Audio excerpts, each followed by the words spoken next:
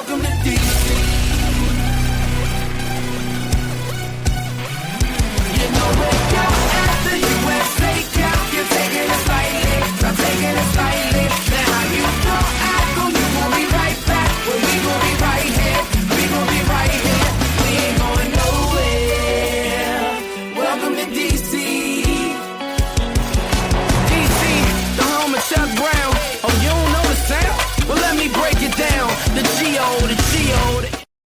All right, this is the Big Douglas Show. It is an Opposition Wednesday, and for that, we have brought in Peter Bukowski, who is the co-founder of The Lead and the host of the Locked On Packers podcast. Peter, how are you? I'm good. I'm ready for another week of Packers football after a Packers-Bears game that finished with an iconic moment. I doubt we'll see any sort of I own you kind of stuff. In fact, because the opposite has kind of been true over the last few years with the Packers in Washington, but I'm excited to see them get out there again. It is an embarrassment of riches for the state of Wisconsin right now, with Packers in the NFC Championship game last year, the basketball team, the baseball team is in the playoffs. Well, or were in the playoffs. Womp womp. Do you have a favorite? That's tough. I mean, I do cover one team for a living. And so that is the easy answer. But I would say, if I have a second favorite, I've been a Bucs fan since I was little. I grew up in Milwaukee. So that is something that I've always, really, I think my first favorite basketball player was probably Michael Jordan. And my second favorite was Ray Allen. I think probably, I went to a lot of games with Big Dog and Sam Cassell and George Karl as coach and had to fight through some of those lean years. And, now to get to this point is really cool because the fans in Milwaukee they're so passionate. Marquette has such a great fan base in Milwaukee basketball. They sort of picked up the slack when things were really getting bleak in Bucks land. And, that's a really cool thing to see. So the weird thing is the Wisconsin football team was supposed to be good this year and they've been not. Yeah, it's interesting. Not well. I ask the question that because I have talked to a lot of guys that do cover one sport and makes it harder for them to love the sport as a sport as much as it did before they started covering it full time. So often they'll say, "No, I'm a baseball guy now," or "I love the basketball," or So I'm just. I don't live and die with it the same way that I used to. And I think part of that is because my goal with the way that I handle my coverage is, I sort of keep the fan card in my back pocket. It's not on the table at all times. And the reason I like to keep it in my pocket and the reason I don't do the full, I'm going to be the objective journalist kind of thing is I think it's important to know how fans feel. I think it's important to know what they're thinking about, what their feelings are. And I think it helps you provide better coverage for your team. It certainly helps me more effectively troll Bears fans. And so that's a really fun thing. But the way that I handle my coverage of the team is I want fans to understand what's going on. And so for a lot of that, you have to check your emotion at the door, because if you are, this sort of emotional fan driven analysis thing, you're just going to be wrong more often. And so my goal is to always say, okay, what is the data telling us? What does the tape tell us? What do other people think about these things? I need to check my own biases on these things. I think sometimes fans are harder on their own players. And then they cape for their own players in ways that they probably shouldn't. Right. So you have to find some balance and you have to try and find some objectivity. So I feel like I try and provide objective analysis within the framework of understanding what fans want. And understanding when there are times when you have to get pissed off, and there are times when you have to be a little bit more on that opinion side. Like after the week 1 game, I was like, Aaron Rodgers asked for the scrutiny by having the offseason that he had, and you go in and you get spanked week 1. Every question that is raised from that is fair. You can't act woe is me after jumping off waterfalls in Hawaii with Miles Teller when you should be at training camp. And then you go out and you suck as bad as they sucked. And it wasn't just Aaron Rodgers. As a team, they were awful. You can't then say, well, but the media. No, that's not what happened, right? So the questions then are fair. Are you bought in? Are you committed? And I said this on my show and I've said it on Twitter. Any player who after that first game had those questions or in training camp had those questions, that first game, it would be human for them to continue to have them. What's really interesting about the timing of our conversation now is you go back to, I own you my whole life. I own you. I still own you. I still own you from the Bears game last weekend. Is any of those reservations that his teammates had, that fans had, I mean, just like that, they're gone, because you see he's still that guy. The fire still burns for all the Zen stuff and the art of war, Sun Tzu, and the four agreements and all that stuff. Like, he is a very spiritual person and all of that stuff. He tries to be very calm and Zen and all that stuff. Man, he still wants to rip your hearts out. And I think that is Sunday was a great reminder for anyone who still had questions. No, this guy still wants to win as bad as he's ever wanted to win. Are fans getting in the last dance mode, if you will? Is that set in around the fan base? Do you think the fan base is just enjoying whatever bits they have of Rodgers left? I mean, this is a team that still has Super Bowl aspirations right now. So it's not like, Aaron's just sticking it out until it's time to go. Where's the fan base on the reality that is coming, or do you not think that's the reality that's coming? They're winning. So, I mean, I think that's their focus right now. If they were, how many weeks in are we? 6? If they were 3-3, I think we might see more fans going, I'm ready for Jordan Love. Like, I don't want to do this. This is annoying, all that stuff, but they're winning.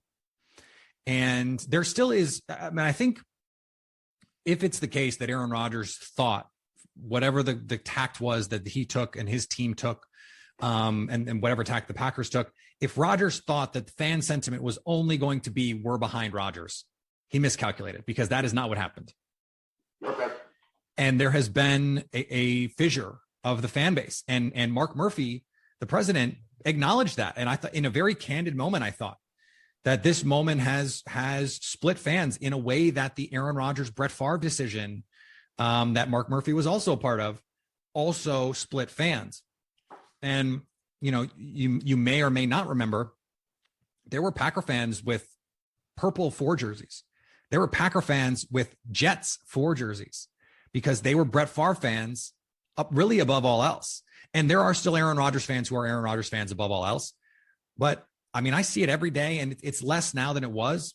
But you go back to June, July, August, there were plenty of people on Twitter going, I'm ready for Jordan Love.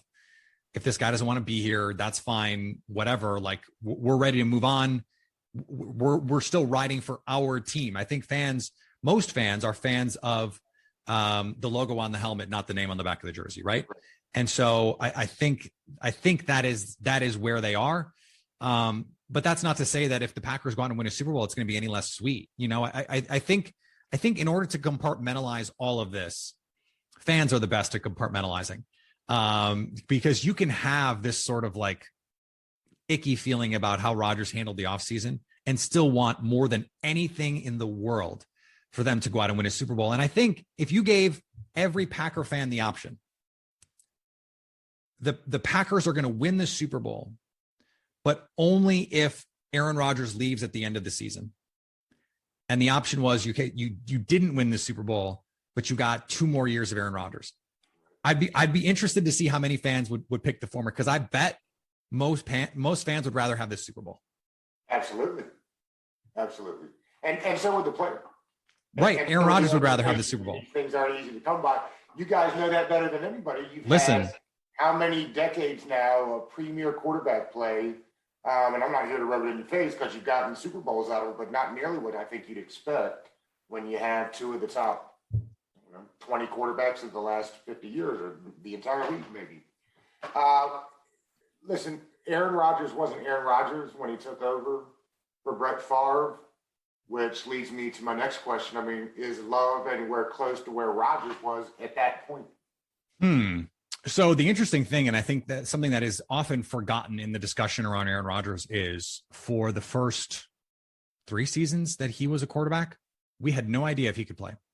Right. He did not play well in preseason in a lot of cases. He was given a couple opportunities in garbage time to play and was a mixture of bad and injured.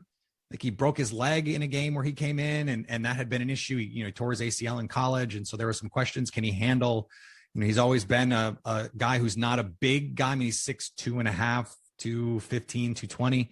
He's not, Josh Allen. He's not 6'5", 240. And so there were real questions. And it wasn't until 2007 when he came in the Favre game, when Favre got hurt against the Cowboys on Thursday night, and it was like the 11-0 Cowboys against the 10-1 Packers or something like that. And they're down big, and Rodgers leads this big comeback, and they still lost, but it was sort of like, this guy could be something. That Jordan Love isn't even to that point yet. This is year 2, and it's really year 1.5. I mean, I was joking with some media friends earlier today. I was like, is Jordan Love the best quarterback from this rookie class? Because he really is a rookie this year. And in the limited snaps that we've seen him, there's plenty to like. I mean, the wow throws that you saw at Utah State that apparently were not being seen in camp day in and day out. I think there are reasons for that.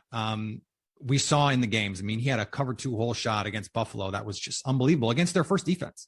To Malik Taylor and, Trey White as the corner. I mean, those were the kinds of, he was making plays and moving the balls against a Bills defense that was lights out and has been mostly lights out except for Derrick Henry games this season.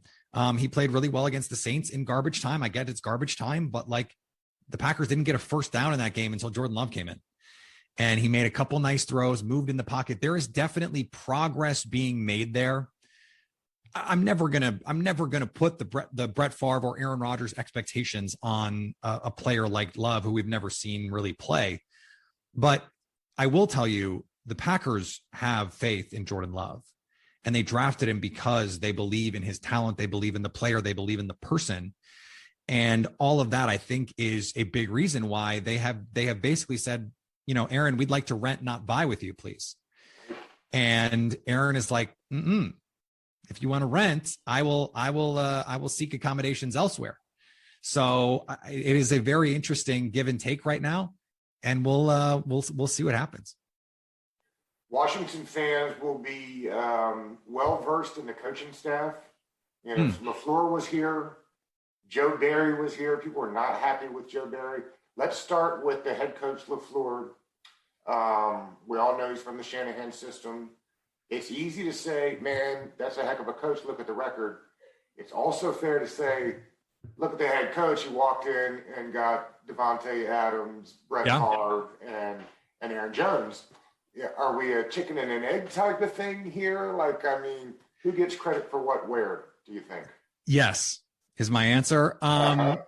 I think, don't forget too, Kirk Olivadotti, who was a linebackers coach, was also in Washington, okay. And has done great work this season. By the way, Devondre Campbell came over from Atlanta when he was with Matt LaFleur and has been awesome at linebacker. And Preston Smith, he has not missed a game in 7 years of his NFL career.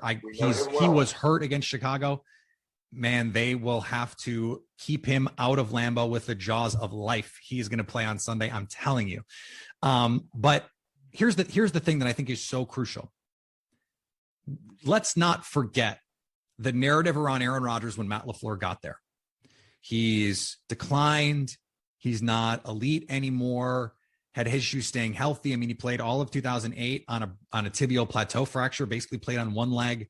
2007 has the collarbone injury. 2015 was his worst year as a pro. 2016, he was like not very good for half that season. And then the second half, he was like in full God mode. It was pretty wild to watch. And so in 2018, they go 6-8-1. They fire their Super Bowl winning head coach in the middle of, well, not the middle, but in December of that season. And the narrative around that team was Aaron Rodgers is difficult to deal with. He and Mike McCarthy did not get along. McCarthy was slacking. This was a culture of complacency and lethargy and all of this stuff. Matt LaFleur did not walk into the coaching version of Dak Prescott jumping into that Cowboys team as a rookie. Like it wasn't that. And remember, there were multiple stories that came out. Mark Murphy told Aaron Rodgers, "Don't be the problem," was the quote. Now, of course, Murphy and Rodgers have both denied that has been a thing, but of course they're going to say that. And so I think Matt LaFleur deserves a ton of credit for not just coming in and immediately turning around a team that was 6-8-1 the year before, but fundamentally changing the culture.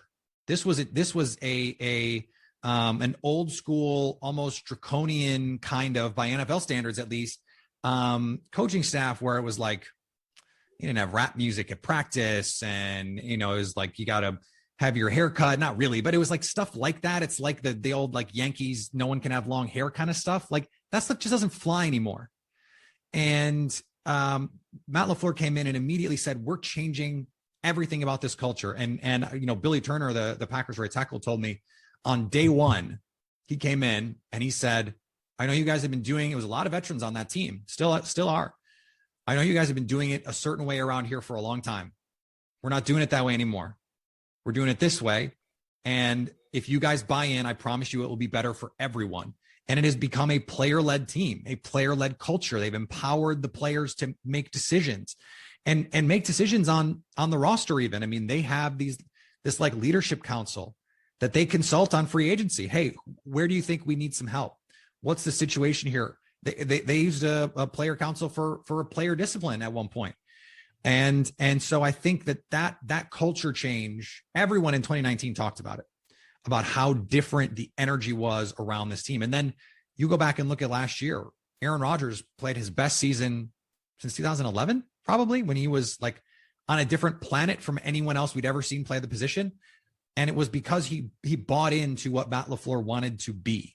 The Shanahan tree, the outside zone, the heavy play action, the pre-snap motion. And Rodgers said this on the Pat McAfee show. He said there were times when they would disagree on something and LaFleur would be ready with a cut up to say, "This is why we're doing it this way." And Rodgers would go, "Oh, you're right." And so like those are the sort of soft skill things. It's a mix of football acumen, but also like, hey, I'm going to explain to you why. It's not just, no, we're doing it. It's no, this is why we're doing it. And I think the why, that is like the buzzword of coaching right now, being able to explain the why. Millennials, myself included, we don't want to just be told what to do. Tell me why.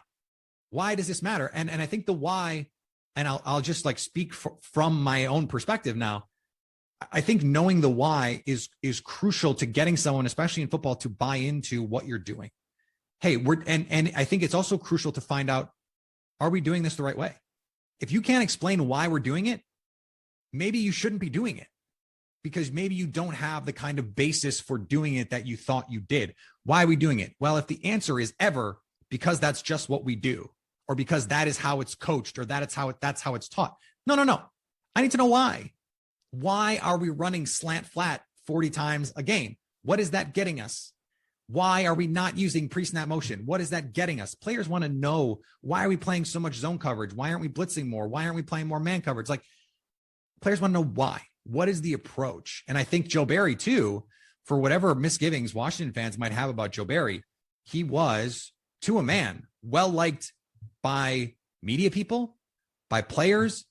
They like the man, even if they didn't like the coach. And I think that kind of thing, I think he has evolved as a coach and deserves a lot of credit for what the Packers have been able to do with all of the injuries. I mean, they're playing like their fifth string corner right now next to Eric Stokes, who is himself not a preferred starter. I think he has become one, but they're playing Rasul Douglas, who was not even on this team 3 weeks ago because Jair Alexander is hurt and then Kevin King got hurt. And, you bring in Devondre Campbell in training camp and he's playing like an all pro this season. Well, a lot of that has to do with what you're getting from Joe Barry, getting from Olivedati, who is in Washington as well. And being able to explain the why, that's what good coaching is. And so I do think LaFleur deserves a lot of credit for that, even if, he had Aaron Rodgers. Peter, you're absolutely right too. I talk to former players that say that all the time, that give me the play and then tell me why. Right. Because that way in a game, I don't have to remember where I'm supposed to be. I can remember why I'm supposed to be there, and it allows the guys to not think nearly as fast. Tell me, I'm curious. They've got Gary at outside linebacker now. I didn't see him playing that coming out of Michigan, but he's been successful, and I think he's got a really high ceiling. What do they think? They feel the same way. Outside linebackers coach Mike Smith, when they drafted Rashawn Gary, said he was Mike Smith's highest graded edge rusher in the draft. That was a draft that included Montez Sweat, Nick Bosa, Brian Burns. I mean, some guys who have become very good NFL players. And Rashawn Gary does not have the sack numbers that some of those other guys do, but he consistently impacts the game. And he had, I believe, 7 pressures against the Chicago Bears last week. Even if he didn't have a sack, he forced the sack that Jonathan Garvin got because he forced Fields to flush to his left. He is figuring out, I am 6'5", 270 with freakish athletic talent. And that word is overused in sports, but he is in sincerely the 100th percentile of things like speed score, agility score. He is one of the 5 most athletic outside linebackers, edge players that has ever come through the combine. Just statistically, empirically, that is a fact. And he is figuring out how to use those athletic gifts. He's just, there's that old Marshawn Lynch line about just running through an MFer's face. That is what Rashawn Gary has been doing this season. He is just bullying guys with speed to power, bull rush, and depositing tackles in quarterbacks' laps. And he, what I think is so special about him is he plays all out every snap and has conditioned his body so that he can be playing all out every snap and still in the fourth quarter be playing all out every snap. And that's what makes him someone like Kenny Clark, who got 2 sacks on the final possession against the Bears to seal that game. I mean, he's 313 listed. I don't know if he's 313, but he is chasing down 4.40 Justin Fields to seal the game in the fourth quarter. That's not a coincidence. That is off-season work. That is effort. That is determination. That is mental toughness. That is all of those things. And so I think when you're Rashawn Gary and you see someone like Zadarius Smith, who is a craftsman with his hands and his effort, you see someone like Preston Smith, who has really been up and down. And I'm sure, your fans are interested to hear what Preston Smith has been like in Green Bay. His first year, he was a sack master. Last season, he came to camp out of shape, never really recovered, like a lot of us in COVID, if we're being honest. And the effort was not there. The physicality was not there. And man, he is playing his ass off this year. He has played physical in the run game. He has looked explosive. He has looked dynamic, and he took a pay cut to stay. They were able to negotiate a contract with him that allowed him to come back for the same amount of money on the cap that it would have cost to cut him. That's how bad he wanted to stay in Green Bay and prove that he could be a real player. And right now, I think he is the more likely of the Smith brothers, quote unquote, to be back in Green Bay next year. He's played extremely, extremely well. And those guys set a standard for someone like Rashawn Gary, who has now grown into a leadership role. He is not afraid to use his voice. He speaks up. He's high energy. And I think those kinds of things, the Packers defense is sort of full of those kinds of guys. Jair Alexander is a high energy guy. Eric Stokes is a high energy guy. Darnell Savage. I mean, these guys play with a frivolity that I think is infectious. And you need that. You need that in these games. These seasons are long. I mean, 17 games now. It is a grind. And if you don't have that joy, we had former Packers offensive lineman Mike Wall on Locked On Packers recently. And he said the key to being an NFL player is being able to find the joy in playing. And, defensively, I think they've really done that. And Rashawn Gary is a big part of it. It felt like when the last regime was in, and maybe this doesn't have anything to do because the GMs are still there, but felt like they draft tackles and just kind of move them around and teach them how to play. Yeah. Because of the athleticism. Are they still doing that now? I know that line is beat up a little bit. I love Elgin Jenkins. He's out at tackle now. Is that right? He is because of injury. So it had long been a Ted Thompson thing. If you're playing offensive line for the Packers, you played tackle in college. I mean, that was just what they did. And you go back a long ways. Josh Sitton played tackle in college. TJ Lang, tackle in college. JC Treader, tackle in college. And center would be, they had a little bit more flexibility on center. Corey Linsley was a center in college. But Josh Myers, who they just drafted at center, he was a center. But Royce Newman, who's playing guard, he was a tackle. So what they prize is actually an athletic profile. And it just so happens that most of the guys in college who fit that athletic profile played tackle. Because if you're not athletic enough to play tackle in college, you are not athletic enough to play tackle in the NFL. So the best athletes are usually at tackle or at center. And it's usually the smartest guys at center. And so if you have a tackle, someone like JC Tretter, who was a tackle, gets converted inside, partially because of his build, but partially because he was really smart. And was able to play center. He's still a very good center and is now the head of the NFLPA. The Packers have hit on some of these guys. Elton Jenkins played center, guard, and tackle at Mississippi State. He played all over. And guess what? He's played all over for Green Bay.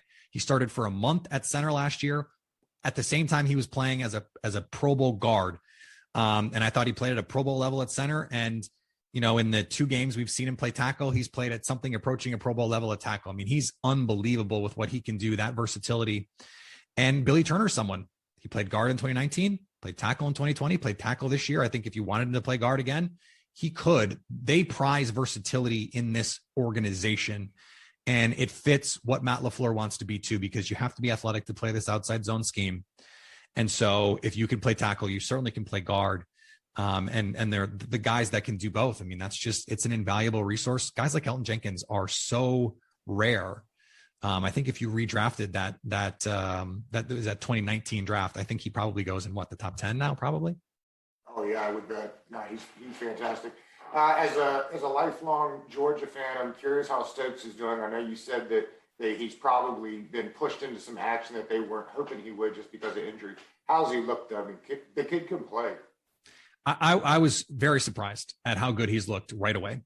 And maybe I shouldn't be, because he's played a lot of football. And that is something when I look at draft prospects, I always prize with offensive linemen. How many pass block reps do you have in college as a corner? How many coverage reps have you had as a quarterback? Those kinds of things.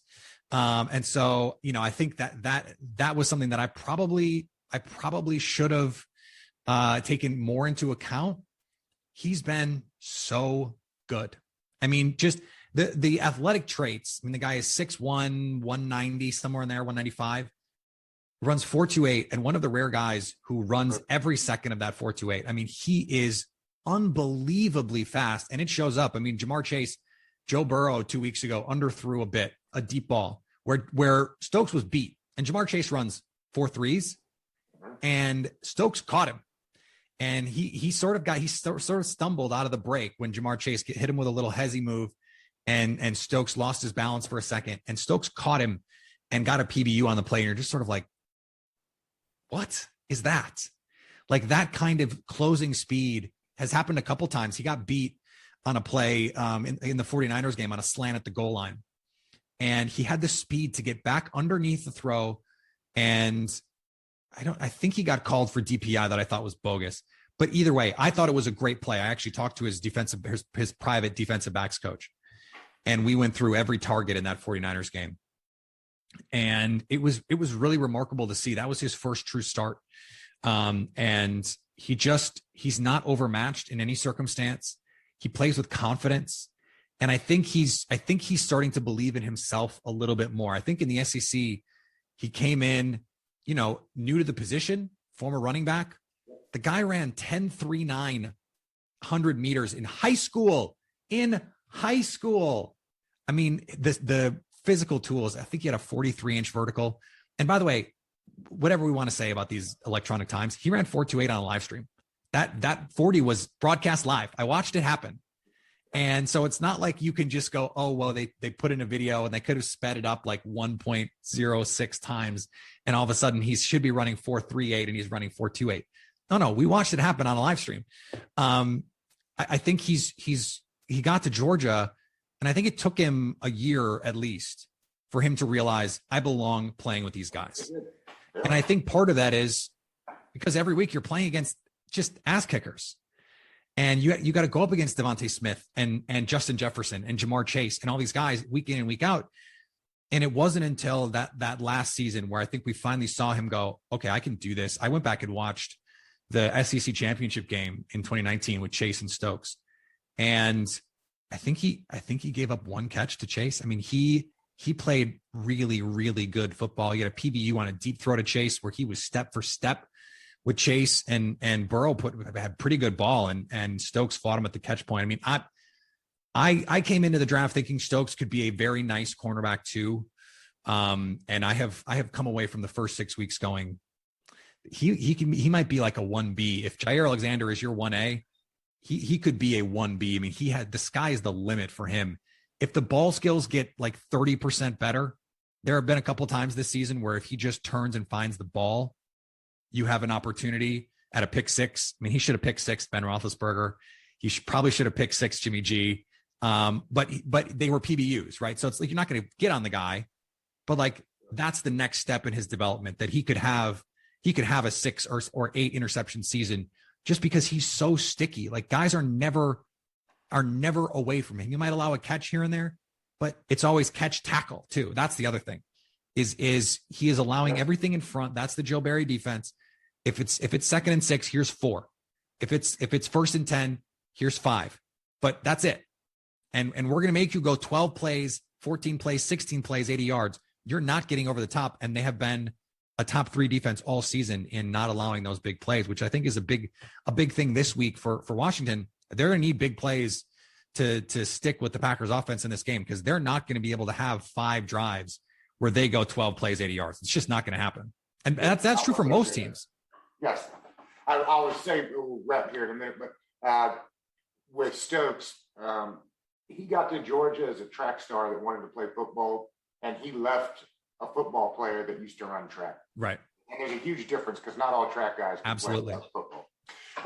Let's wrap with this, Peter. I appreciate your time today. The Washington 10.5 point dogs, I think right now is what I see. You mentioned a little bit right there. If you were devising the game plan for Washington, what gives them a chance to beat this Packers team who's rolled off 5 in a row coming in the round? Run the ball.